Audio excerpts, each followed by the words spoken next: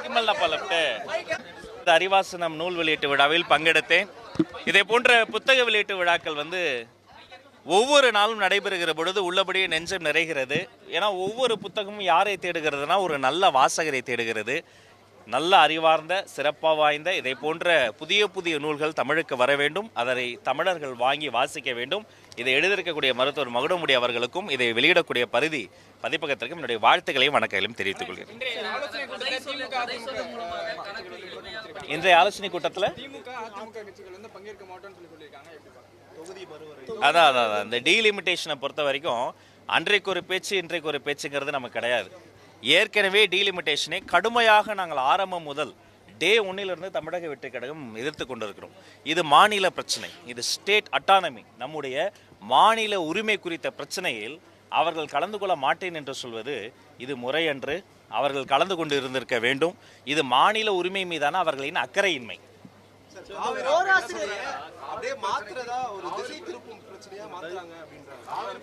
காவிரியையே யாரும் திசை திருப்ப முடியாது. அது காட்டாற்று வெள்ளம். காவிரி பிரச்சனையை திசை திருப்பதற்காக டீலிமிட்டேஷன் பேசுகிறோம். ஏற்கனவே டீலிமிட்டேஷன் குறித்து நடத்தப்பட்ட கூட்டங்கள் என்னென்ன, டீலிமிட்டேஷன் கூட்டங்கள் நடந்த போதெல்லாம் இது மாதிரி தான் இந்த பிரச்சனை திசை திருப்பினாங்களா? கருப்பு சட்டை போட்டுக்கொண்டு இந்த காகிதங்களை எரித்தவர் யார்? அப்போது எதை திசை இதெல்லாம் பண்ணாங்க? யாரும் எதையுமே திசை திருப்பலைங்க. நாட்டு மக்களினுடைய உரிமைகளுக்காக டீலிமிட்டேஷனுக்காக ஒரு கூட்டம் ஏற்பாடு செய்கிறோம். இதில் கலந்து கொள்ளாமல் இருப்பது அவர்களினுடைய சொந்த முடிவா இருக்கலாம், அவர்களின் புதிய நண்பர்களுக்கான ஒரு சுய முடிவா இருக்கலாம். ஓராசிரியர் பள்ளிகளின் தற்போதைய நிலை என்ன சார்?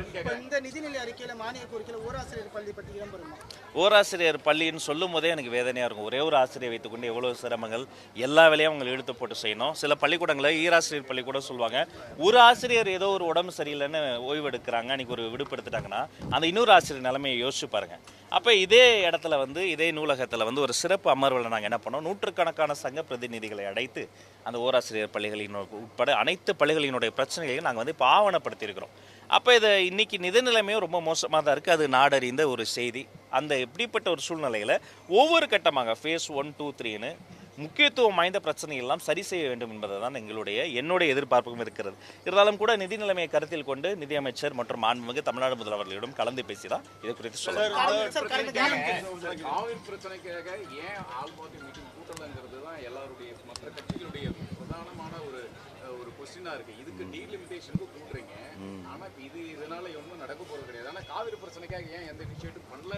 இதை நான் தெளிவுபடுத்திடுறேன். அனைத்து கட்சி கூட்டம் என்பது அனைத்து கட்சிகளினுடைய குரலும் மக்கள் பிரதிநிதிகளின் குரலும் ஒரே அரங்கத்தில் நடைபெறுவதாக இருக்கணும். தமிழ்நாடு சட்டமன்றமே அதுதான். அப்படி அனைத்து கட்சியும் கூடி தான் தீர்மானம் நிறைவேற்றணும். அன்னைக்கு எல்லாரும் சேர்ந்து தான் தீர்மானம் நிறைவேற்றணும். நேற்று கூட சட்டமன்றத்திலே மாமன்ற உறுப்பினர் முன்னாடி நான் சொன்னேன், இங்கேயே எல்லாருமே இருக்கிறோம். இதுக்கு முன்னாடி அப்படி நடந்தது 2018ஆம் ஆண்டுல நடந்ததை சுட்டி காமிச்சிருக்கிறேன். ஒரு இளம் சட்டமன்ற உறுப்பினர், இளம் அமைச்சர், நான் அவர்களின் வரலாற்றை சுட்டி காட்டுறேன். அதே மாதிரி காலையில் பட்ஜெட் செஷன் நடந்தது, மதியமே ஒரு சிறப்பு தீர்மானம் நிறைவேற்றினாங்க. டிசம்பர் மாதம் 2018ஆம் ஆண்டு இதே மாதிரி நடைபெற்றது. அதே மாதிரி கூட சிறப்பு தீர்மானத்தை கேட்டிருந்தா அது ஆக்கப்பூர்வமான அரசியல். அதை விடுத்து இவங்க அனைத்து கட்சி கூட்டம் நடத்தினால்தான் நாங்கள் அதில் வந்தால்தான் பேசும் என்பது அது ஒரு அவங்களுடைய அரசியல் காரணம் தான். ஆனால் இன்று நடைபெறுவது நாடாளுமன்ற உறுப்பினர்களை கூட்டி இது ஒரு அனைத்து கட்சி கூட்டம் தானே. இதுக்கு ஏன் அவங்க வரல? அப்ப அவர்களினுடைய சுயநல அரசியலினுடைய வெளிப்பாடுதான் இது. கூட்டம்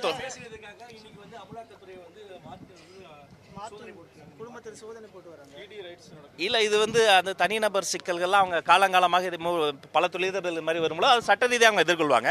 அதை குறித்து சொல்வதற்கு எந்த கருத்து இல்லை.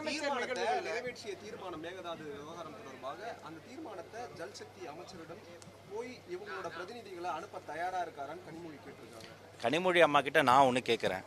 அனைத்து கட்சி கூட்டம் தமிழ்நாட்டில் நடந்ததுக்காக இது மாதிரி நடைபெறுகிற பொழுது இதில் ஏன் அவங்க கலந்து கொள்ளலை? இதில் நியாயப்படியே அவங்க கலந்துருக்கணும்ல. தமிழ்நாடு இந்த நதிநீர் பிரச்சனை மட்டும் கிடையாது, இந்த டீலிமிட்டேஷன் பிரச்சனை என்பது பிரச்சனையே கிடையாதா? நாடாளுமன்ற உறுப்பினர்களினுடைய எண்ணிக்கை குறைந்து விட்டால் நீங்கள் அதை ஏற்றுக்கொள்வீர்களா? அவர்களினுடைய மதிப்பிற்குரிய சகோதரர் முன்னாள் முதலமைச்சர் அவர்கள் இந்த நகலையே எரித்தார் இல்லையா? இதை போன்ற டீலிமிட்டேஷனுக்காக எத்தனை தொலைக்காட்சி விவாதங்களில் கடுமையாக நான் பேசியிருக்கிறேன். என்னோடு பேசிய போது திமுகவில் இருந்து வந்த தோழர்களும் கடுமையாக பேசினார்கள். ஏன் திடீர்னு டீலிமிட்டேஷன் விஷயத்தில் மட்டும் அவங்க பதுங்குறாங்க என்பதை அவங்க தான் எக்ஸ்பிளைன் பண்ணணும். கூட்டம் தொடர்ந்து நடைபெறணும், தொந்தரவு பண்ண வேண்டாம்.